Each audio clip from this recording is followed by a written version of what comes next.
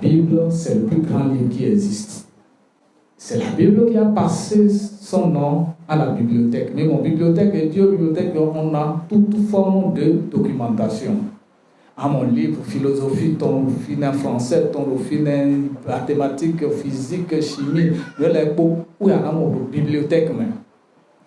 Bible, qu'est-ce et où quand il ne l'est pas. Où est-ce qu'il n'a encore ton bibliothèque. Ni dans le cas de Bible, à tout dans la bibliothèque, à Zébolo, l'élévation du roi des rois dans la nuit. Ci au long esquire,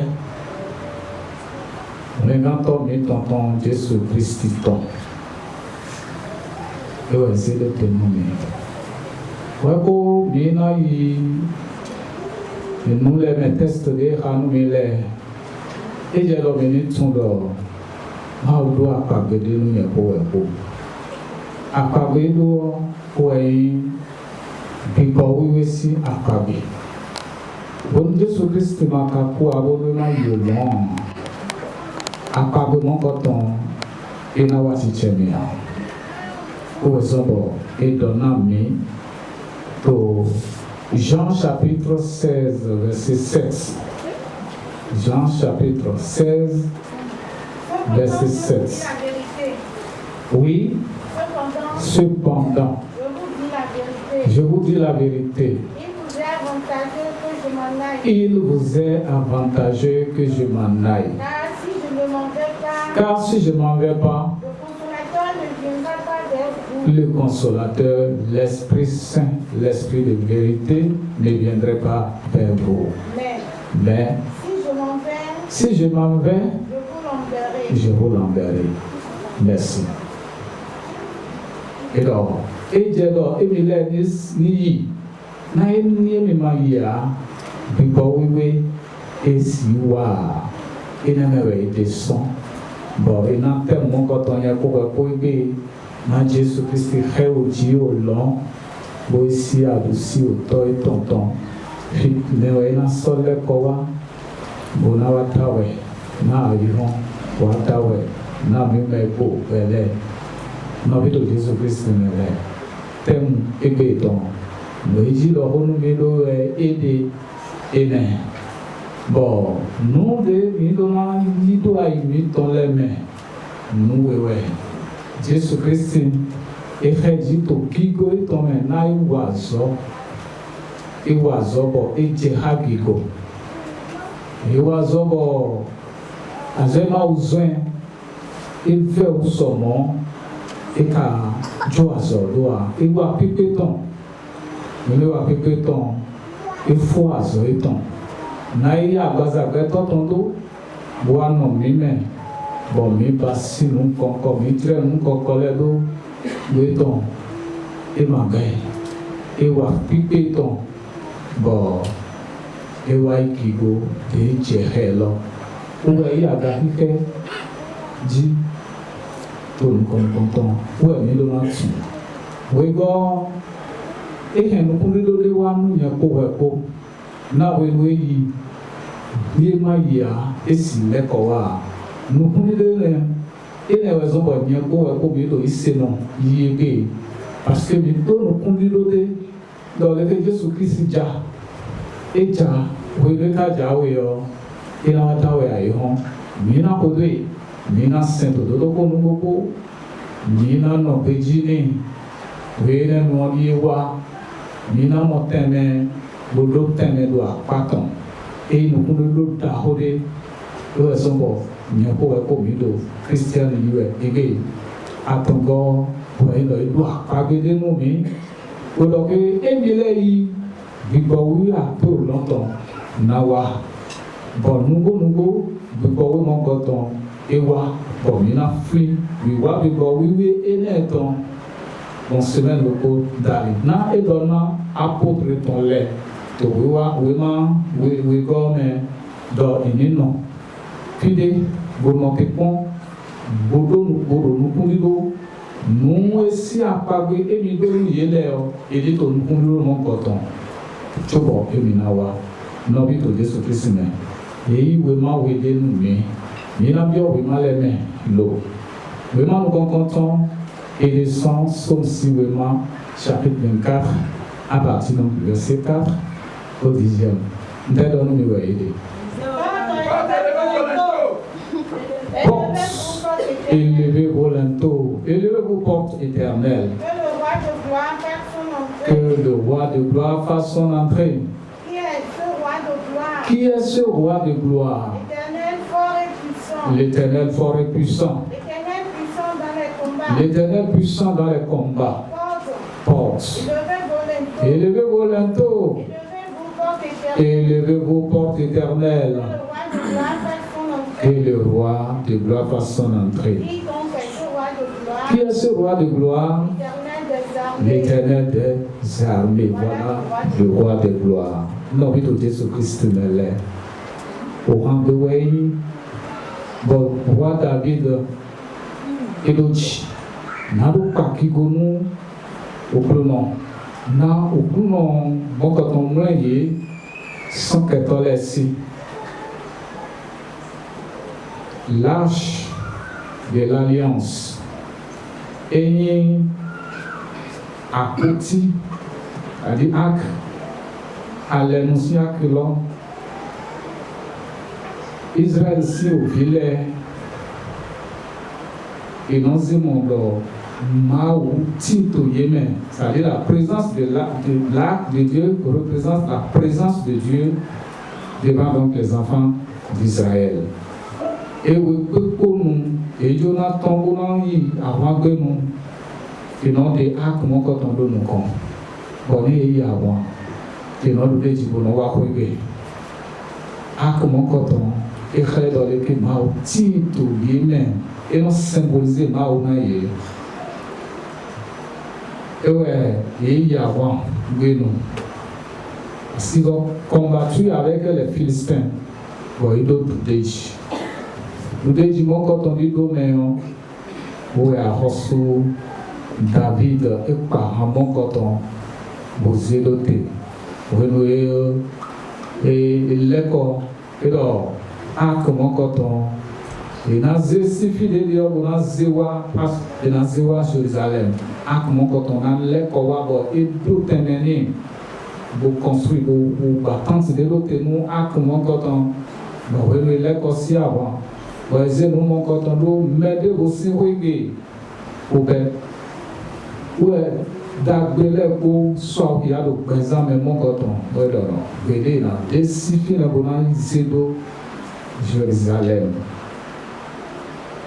vraiment deuxièmement Samuel chapitre 6 à partir du verset 12 13 14 et 15 et Tinelé et Ibono Nyako oui on vint dire au roi David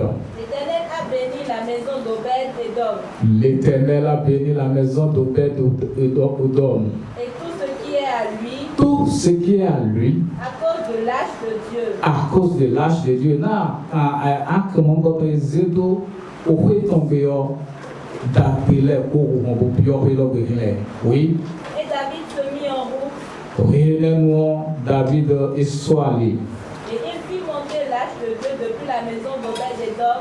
Oui, ak mon coton, si vous Obed-Edom posé aux Jérusalem, oui. Jusqu'à la cité de David au milieu des réjouissances. Oui, au milieu des réjouissances, il y a des gens mais où nous d'accord mais où est ak mon coton voisé pour Jérusalem. Quand ceux qui portaient l'âge de l'Éternel purent faire 6 pas. Oui. On sacrifiait un bœuf et un veau gras. Et à chaque instant, on sacrifiait un veau, un bœuf gras. David dansait de toute sa force devant l'Éternel. Finalement, David est doué, mon coton d'idée à Kosso, Madonna doué, bon, on est dans les guézés, bon, à base à 5 côtés. Et doué, pour les bords, on doit à Kosso et Mélanie. Et il était saint d'un épaule de lin. Oui. David et toute la maison d'Israël firent monter l'âge de l'Éternel avec des cris de joie. David et tous les enfants d'Israël, Ézéach, mon coton, Ézéwa, cité de David, de Jérusalem, oui. Et au son des trompettes. pèse. Comme l'âge de l'Éternel entrait dans la cité de David, Oui, nous, comment quand on vit au cité de David de Jérusalem, Michal, fille de Saül, Oui. ne regardait pas la fenêtre. oui, Et voyant le roi David sauter, danser devant l'Éternel, oui, elle le méprisa dans son cœur. merci. Nome de Jésus-Christ, mêlé. Pèse mon coton, les étoiles ténouilles pour eux. Les magasins, mais à ak mon coton. Eze, Ozewa, Jérusalem. When we je aliho, taho de bio Jérusalem, o do porte se lever pour l'entour, o do mon pour les nous, bono a hosu du bouton, ni bio huege. Bono Élysée ak mon coton, Élysée do bio huege, pour pas mon coton. Bon, verset 7, tel sortant kakawa et 10 dio, et do, Kododo, Jésus-Christ ici, qui fait au Dieu longtemps. Oui, nous avons mis de Jésus-Christ mawa. Oui, nous comment coton, ou nous avons dans les maodo mais effectivement, nous et quand il y a avant pour comment coton, nous coco et pour y a une autre déji. Mais oui, nous et nous disons, oui, par mon coton est en bord. Nous rendons les mains et non que le roi de gloire fasse son entrée. Qui est ce roi de gloire? L'Éternel fort et puissant dans les combats. En référence faite au combat pour lesquels ils ont eu des victoires. Qui est ce roi de gloire? L'Éternel des armées. Référence faite à la victoire qu'ils ont eue lors des différents combats qu'ils ont menés contre les adversaires. Et bien, Jésus-Christ, le Kawalo, et il a sorti les beaux passis, et beaucoup, beau fond, beau rédi au long, et coup, et fond, et rédi au long. Au Gawan, au couton à Niapo, au coutebeton, ma soeur d'eau à Tchedo, Niapo à Boji. Na Jésus-Christ, Boyo Yale Koboji, Bukaku, Boafon à Zaton, à Tontogue, Bohe Oji, au long, Oji Hiheton, Boki Gouda, Hodemewe, et Redi, au long au coton. Nobi de Jésus-Christ, Mele. Si finalement on va nous y pour naïdo à pas de bigoton bon et maintenant c'est du goût mon coton do du goût mon coton ou un aliato biton et na wana nous n'ena teme y pour maintenant si bona bas bona ze wasona bon du goût mon coton ou un no jako hamite et doit doit nous mion bon du goût mon coton et pour pays, mais il va nous proposer pour Jean chapitre 14. Le prochain chapitre 14 nommé. Non, à partir du verset 16, 17 et 18. Et moi, je prierai le Père. Oui. Et moi, je prierai le Père. Et moi, je prierai le Père. Et il vous donnera Il vous donnera, pardon, un autre consolateur. Afin qu'il demeure éternellement avec vous. L'esprit de vérité. Que le monde ne peut recevoir. Puisque le monde ne le voit point. Et le monde ne le connaît point. Mais vous, vous le connaissez. Car il demeure avec nous. Et il sera en nous. Nous, merci. Nous, de Jésus-Christ, nous à part de Jésus-Christ, nous nous connaissons. Et maintenant, c'est plus beau, oui, pour l'entendre. Oui, nous, nous, nous, nous, nous, nous, nous,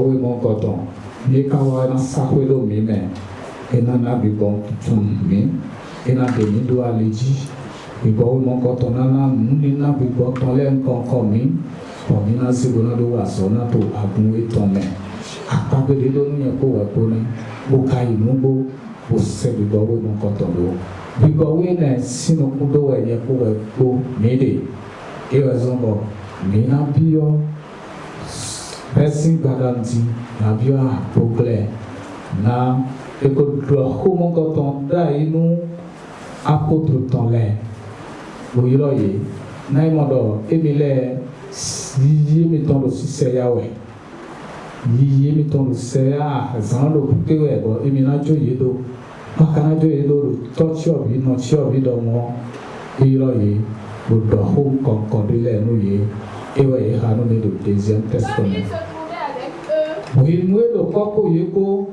il leur recommanda de ne pas s'éloigner de Jérusalem. Et donc, nous mimalizo, nous Jérusalem, non, nous avons béni de Jérusalem. Mais d'attendre ce que le Père avait promis. Bon, non, t'es con. Nous conduisons, nous essayons à parler de Jésus-Christ, nous avons donné tout le con. Ce que je vous ai annoncé, leur dit-il. Nous essayons de nous mieux, mais nous conduisons mon coton. Car Jean a baptisé d'eau. Et dans le Johannou, et aussi beaucoup baptisme Mais vous, dans peu de jours, à moi, m'étais 3 ans, il y a eu demain. vous serez baptisés du Saint-Esprit. Et dans le baptisme, bon, puis pour d'aller. Alors les apôtres réunis Alors, oui, de nous apôtres là, et puis idée, lui demandèrent, beaucoup cambier là. Seigneur, Oui, est-ce en ce temps que tu rétabliras le royaume d'Israël? oui, de nous, ouais, à Hossou de Israël, le temps, à Nigeria, à Nazélo, théâtre. Il leur répondit, Aujourd'hui, ma au Kédéoué, nous et ne m'a eu le temps, et de nous sommes finis. ce n'est pas à vous de connaître les temps ou les moments que le Père a fixés Oui. de sa propre autorité. Oui. Mais vous recevrez une puissance, Vous recevez une puissance. le Saint-Esprit survenant sur vous, Le Saint-Esprit survenant sur vous. et vous serez mes témoins à Jérusalem, Vous serez mes témoins à Jérusalem, dans toute la Judée, dans la Samarie, et jusqu'aux extrémités de la terre. et jusqu'aux extrémités de la terre. Nom de Jésus-Christ. C'est une lettre de mission que le Seigneur Jésus-Christ donnait à ses apôtres. Parce que Niwa Ubowa Yilo, Boa Dieu, l'opposition a aussi au tonton, et doit avoir des gens à une évangélisation. Vous doit été moi et ton bon à Coca-Leme. À Zoénewe, c'est là si nous ne pouvons pas aider. Vous Jésus-Christ m'a sorti tout mime, le fia, quand vous voyez ton toiseau à Pomico. Bon, même vous voyez mon coton, ni donaï, vous voyez le boulot non révélant. Ni bona wa zona. Ni bona de me coleção. Zifru de bewe de bona kan iwa yo hono. Asono coton we, Jésus-Christ, ezonia ko webo. Na elosu e azomo coton bo basi. Bo wa pipeton. We no ma uzun azo. Ezede we. Et m'a soufflé dans le cœur. Au plus de il y a un sabaton tombeau d'eau pour pire mime. Pour non mime pour oiseau. Pique de l'air. Éphésiens chapitre 4 à partir du verset 8. Et oiseau de l'air. Bon. C'est pourquoi il a dit. Étant monté en haut. Il a amené des captifs. Il a fait des dons aux autres, oui. Or, que signifie il est monté? Sinon, il est aussi descendu. Né dans Jésus-Christ m'a jeté wa et n'a pas dit au loin. Et jeté au pire, mais bon, il y a bazagbe ton bodo, bon wazole, bon jere ton wasu, voilà bon dit au loin. Et il y a mes dit au loin et dans les bon wa nous courir nous n'aimons ouais n'y a pas ouais pour m'étiter. idonu mido Jésus Christi ezede we boya baza gbeto tombodo. Éphésiens chapitre 2. Lequel existant Oui. en forme de Dieu, Lequel existant est en forme de Dieu n'a pour le gardien comme une fois arraché, et yemei maubo betole botu dans le que maubo yon ezia baza gbeto tondo oui. mais s'est dépouillé lui-même, Il s'est dépouillé lui-même. en prenant une forme de serviteur, Il a pris une forme de serviteur. en devenant semblable aux hommes, En devenant semblable aux hommes, et ayant paru comme un simple homme, il est paru comme un vil individu, un simple homme. il s'est humilié lui-même. Il s'est humilié lui-même juste pour que toi et moi, nous ayons la vie. Oui. C'est pourquoi aussi. Dieu l'a souverainement élevé Et n'elle est pas ma word et tu as zéda et zéda dans le gigola de main, oui. et lui a donné le nom qui est Et il lui a donné le nom qui est au-dessus au-dessus de tout, de tout nom, afin qu'au nom de Jésus, afin qu'au nom de Jésus-Christ, que nous fléchissent dans les cieux, tout genou fléchisse dans les cieux, sur la terre, sur la terre et sous la terre, et que toute langue confesse que Jésus-Christ est Seigneur. et que toute langue confesse que Jésus-Christ est Seigneur. À la À la gloire de Dieu. gloire de Dieu.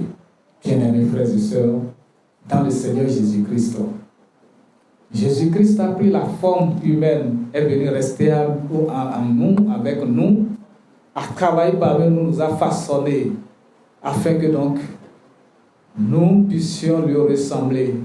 À un moment donné, il est retourné dans sa divinité. Il est sorti donc de la chair humaine et il est retourné donc dans sa divinité pour aller s'asseoir à la droite du Père. Et d'où il viendra juger les vivants et les morts. Mais avant qu'il ne vienne, il nous a envoyé l'Esprit Saint. Cet Esprit Saint, dans 8 jours, vous et moi, nous allons les posséder. C'est juste une commémoration. Tu l'as déjà, je l'ai. Nous avons l'Esprit Saint.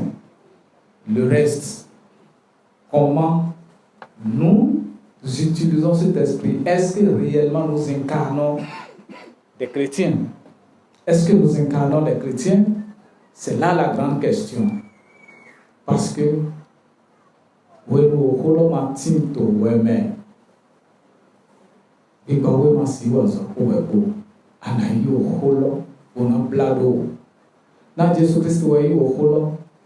Dieu, est-ce qu'il est avec toi?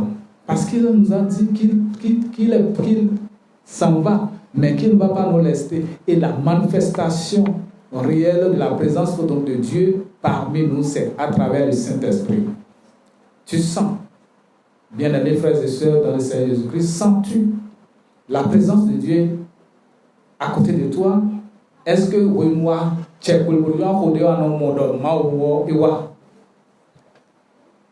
et non, c'est pas oui. Fili hodene. Dima c'est pas oui. Mon pour nous. Namia tchekul ja hode khaya amuelo wa patwe ana senti do ma do popo webo. Nema ko do monu ya anto dole ke azoro ko do ya na blo na Jesus Christo we o holo o ho we anaze. O ho ma uton we anaze. Ele ne wezon Bomido, Proabuelo Gibesinti. Mijoani Oholo, Bonazo Moazona Lofi, na Ohowe, Jésus-Christ Wei Oholo. Ne soyons pas des chrétiens émotionnels. Et non, mais non, c'est mal bon, nous floumons-les. Ne servons pas le Seigneur du bout des lèvres. Acceptons le Seigneur Jésus-Christ dans notre âme. Et pour qu'il en soit ainsi pour nous, nous devons nous approprier de la Bible. Puisque c'est ça, c'est dans ça qu'on apprend à connaître Jésus. Amato Bible et Amato Jésus. Oho, monodo hodemu ya mu ai Jésus bia. Ni oho unotondo weo. Et non, si vous m'avez nous, Jésus Christ. Ni no le ke ye ko do to happy people jo we no amlo no di we yo won ayi Jesu Christ to oko we mi na se bona blado we ne mo we mi na to le ke mi do Jesu Christ to ni we no mi do Jesu Christ ne le nde ko so do fidea. La Bible, c'est le plus grand livre qui existe. C'est la Bible qui a passé son nom à la bibliothèque. Mais mon bibliothèque est Dieu, bibliothèque, on a toute forme de documentation. À mon livre, philosophie, ton fin français, ton fin mathématiques, physique, chimie, je l'ai pour où il y a mon bibliothèque. Bible, qu'elle est, et où quand il ne l'est pas. Où est-ce qu'il n'a encore ton bibliothèque? Ni dans les cas un livre, à tout dans les bibliothèques à zéro rendo d'où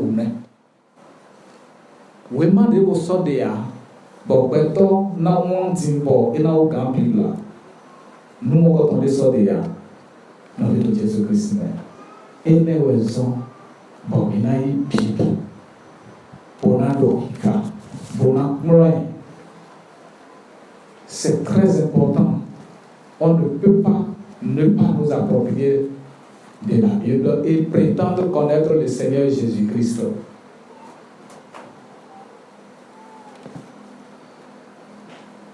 Si je prends par exemple je prends du moins l'exemple de Paul.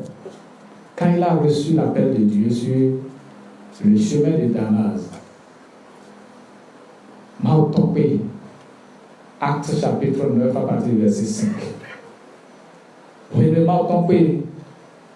Il répondit, qui es-tu, Seigneur? Et mon yonde, bon, et chahi, bouchon, kunodo, bois, mais où est aïe, ouais, mais nous roulons, mais ouais, pour se séparer, oui. Et le Seigneur dit, Oui, mais non, Maouken, Bodonido. je suis Jésus que tu persécutes. Yahweh, Jésus-Christ, de Anotoyam, na Antotabana, je suis le Seigneur Jésus-Christ que tu persécutes, parce que en son temps, il persécutait tous les enfants de Dieu. Mais Jésus-Christ, il aurait Eze mo kentona bono to ya nu ye somo mais oui Jésus-Christ Jonathan Pélesu bonayi bonazan et topé à Jiji me doit li hodeji voilà le cambio mais ouais akai o Jésus-Christ dondo nyeme Jésus-Christ de anoto ya na ovichele nyewe. Allez-y. Il te serait dur de regimber contre les aiguilles. Et n'a fait au noué. Bon, ana ganje, l'est. Et mon ganje, et n'a fait au noué. Jésus-Christ doit mourir. Tremblant et saisi d'effroi. Oui, non, récit d'Achodé, Tchéchiton. Bon, si ça, mais il dit, et donc, Seigneur, que veux-tu que je fasse? Hodé cambier. Et donc, Seigneur, que veux-tu que je fasse? Dis-le, Jésus-Christ, il n'y a pas de bébé. Maouyo, du bois, à l'opak et géji, et yo, à l'époque, guélo, ouais, à son plat, à moi-même. Pour Jésus, nous montons, tiens, à l'eau, j'y boya, sur les bonnes, à l'époque, il ouais, à quoi vous pouvez le bateau? Bon, la solution va que bon, Jésus-Christ, bon, il est bidot et nous, allez voter mon boulot, il est mais de vous, non, colère. Ouais, comment bien à nous, amen. À l'idée, mais ma ou mon boulot, il est au beau béton, oui, quand il faut est-ce que Mika Hobier dit Paul le haut campion Jésus-Christ bon. Donc, qu'est-ce que tu veux que je fasse, n'est-ce pas? Ouais, non mais tout Jésus-Christ même. Ouais moi wa we bi lo mi on. Akambio ma wa. Azo de te aba wa no we. Intenso wa lo yo mi. Au ka hobia, ya ma ka hobia. C'est encore le moment pour toi. Demande la raison pour laquelle tu as été appelé dans cette église. Continue la lecture. Et le Seigneur lui dit, Lève-toi. Lève-toi. Entre dans la ville. Et entre dans la ville. Et on te dira ce que tu dois faire. On te dira ce que tu dois faire. Donc, voyez nous, Jésus-Christ, et il est de mission tendue à l'homme. Et le Élysée pour président les dons. Il a donné, nous les n'avons pas Maudo, il a donné. Well, Obio Mawa, Eudo Honoya, Tewe Lowi, Ekalowi Domo, Efua. Nendo ke Lowi Buzia, Sodoa Lomenawe, Wama Tuazoa, Neno Glomo, Eno Cloazo, Wewe. Asode, Ibalo, and Bro, and Akron. Wenemo, Anaja Soji, Bonamblo, Bonamwale, Eton. Et il a bien pour Bayawe, vision est zéro, un homme en nommé et un homme en nommé est zéro, trop de zéro, et ouais, un rose candémia, un étape de l'âge, on a non, nous vivons et aussi Bible, et pour non Bible, pour nous appelons des noms de nous bon. Et non quoi nous même bon et ne les beau à n'importe où de voler et mon nom bétoti et mon son montre la bonne donnée et ne les bien non plombé n'a ni maillon loi à son des de si mais où il y a ma plombé non d'obon quand on rien pour bio les entraîner et où sont pour non plomb ouais et où il y a où ouais non do oui na oui voilà do à plomb Bible le ténoué, voilà, pour nous dire mais, pour nous plomb mais le rôle du dimanche passé, et donc tous ceux qui exercent les métiers qui n'ont pas appris sont des criminels. Mais dans les cas où on a un plomb Bible pour nous rôle au quoi c'est plomb il n'a visionnaire où il y a un plomb noir, un awa nuido, on est à maillot à un souhait. Et non, nous même, ils n'ont pas de campagne. Ni à ma d'idée dans le bon donc les bio, ils blancs, ils n'ont pas à ça, moi identifier à ça des naoyo, à ça des coloyo, ou à blanc, l'idée non bon, ils n'ont pas bon, oui, nous, à si nous tenons à péton. La vie de Jésus-Christ, Jésus-Christ. Eko ba, eko po, eko fond, efeji olon, edo apagbe, bibawe tonu nye po wepo, on bibawe même enemion, non ni nam konko, ou eti ndeme, bon mina wa besi ebe, ebiwa, mina non alodeji, ukele, ukododo meule, vleko champole. Atechile, no kunken, kem, ni no mele, enele bio, na hodoken, ona tira bibo bitondo, nami do ke bibo wewa, fide we jona wano, anza hotri, bonu bibo we motele bieme. Yamaza, ina no kuchi mewea, ce n'est pas possible. Mon venant est à pour bien pour un monde de hier. Et avant les, aucun les, mais le dirait et les, mais ça sombre comme tomber. Mais ni do que a bumi to do so fo ma do paido bo mi dele ni do so fo yo we ne no a zia fo to azindo me do tonji ma do ene pon di no be bon do ene mewe ade yo mo ko de no we we ko no so bo no ino ko do nu wa mo ko to le me yo we ma tumawa ama tumawa ama sisima o ne ama tumawa masino pejini ne ama tumawa tu ne peux pas respecter ces préceptes ya ka tumawa mo anse bible verse 6 idewa ikodo bono mi go lila wenu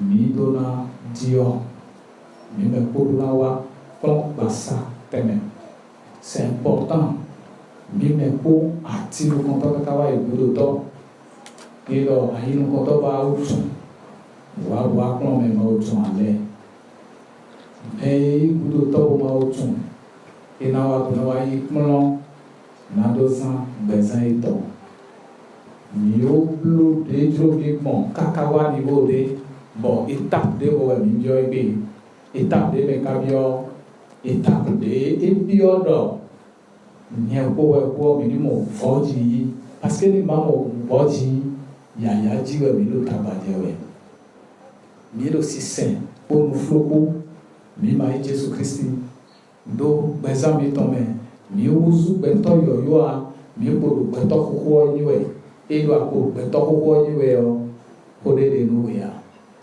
mi kaba lɔ enu yi mɔnu agbe lɔa kede mi gbɛtɔ xoxo dze yɔ ekpe do mɔ diɔ mi na mɔ lɛvɔ dzɔ bona ina vɔ mi mɛ kpotsi evɔ mi mɛ kpotsi oye ne nua wɛ azɔ yi wa wɛ mi de azɔ mu kɔtɔ edo ale nu mi ma yi mɔa mi na anɔ atokɔ wɔna lɛvɔ dzi we enyɔa edo mɔ mi na hoe ŋdɔ ti azaŋkudo yɔ mi na hoe ŋdɔ ma ba na hoe ŋdɔa wɔ zɔbɔ mi ze mɔ obligatoire numɛlɛ ko biblique obligatoire numɛlɛ ko biblique obligatoire numɛlɛ ko Jésus Christi alɔgɔ namɛtɔ ena kɔ alɔna nimɛ ko bona ye hoe tɔn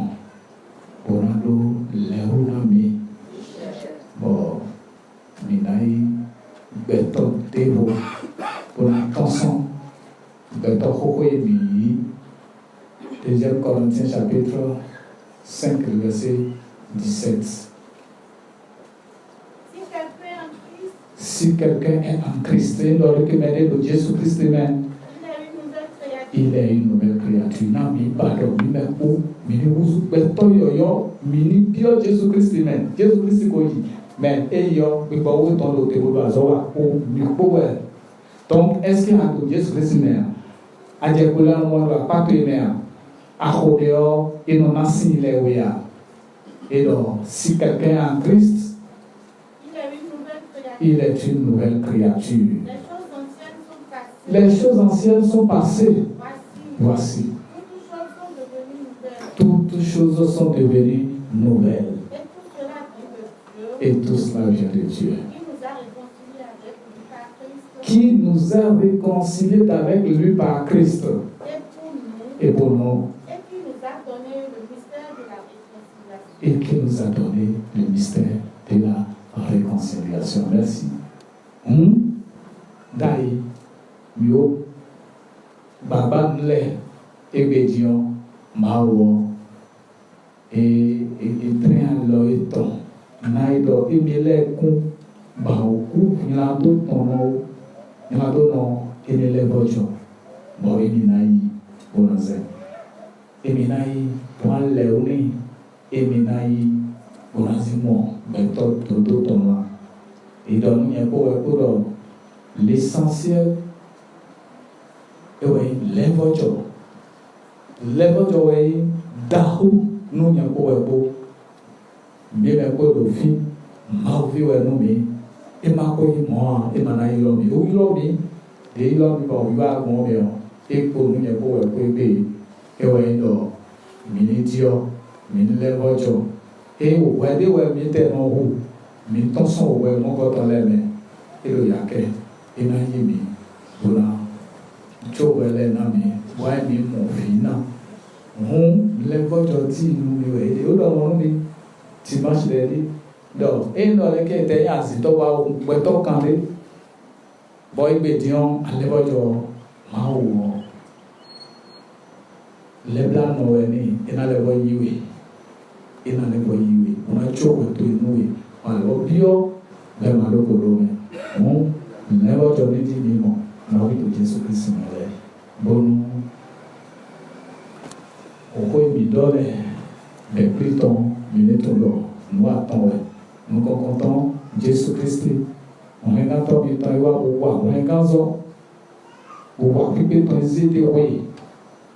Vous êtes béton, vous passez les lèvres, boy, mawa, Zeyaga, mon kikoda hodeme, na ezedewe, ok, nizedaga, ekazedaga, nugo, ekenen, kalenu, tom yago, mais zedewe, yoma zedaga.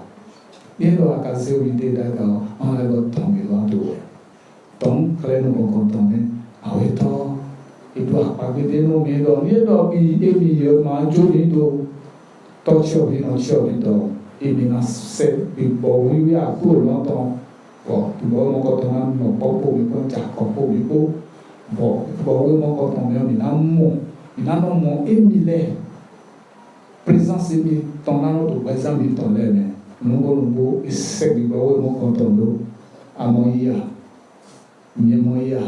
mimoia, pide huore ne, edo amoio, atondo leke audo Jésus Christ présente imene. Atongo, dewe, yapo yodoro tun, oedo.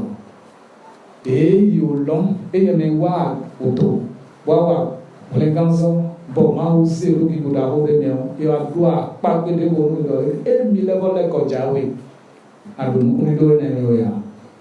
Mi don't know who cotton, put on the Jesus Christ jawi, was ready now, any pega, boom, Jesus Christ, wow. Ini mau teme, mau kopepo, itu pagi tole, si kono wasi cemea, eko, asainya ko bila basi, bila sopi head, be inawa, asainya bila ti punamu, rawa sotiu, punam, bangun, punatun, lalu ke a, ngewa, pemindele, mido nukudido Yesus Kristus tombe, oleh dibule. Doa maintenant, mine ko bonu pedede mission malwado aini tonleme. Michel to Jésus Christ.